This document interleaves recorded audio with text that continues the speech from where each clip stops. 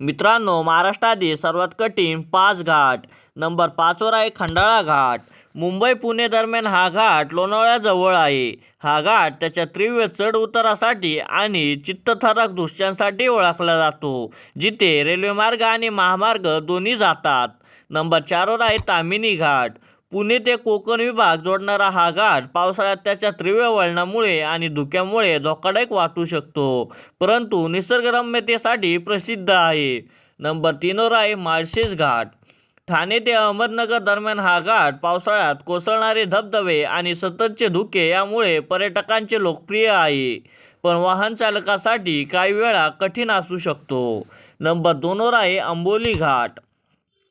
सावंतवाडी ते बेळगाव कोल्हापूर दरम्यान हा घाट घनदाट जंगल धुक्यामुळे साम्राज्य आणि पावसाळ्यातील धबधब्यांसाठी प्रसिद्ध आहे, ज्यामुळे तो निसर्गरम्य आणि आव्हानात्मक बनतो. आणि नंबर 1 चा घाट पाहण्याआधी आपल्या व्हिडिओला एक लाईक आणि एक सबस्क्राईब करायला विसरू नका.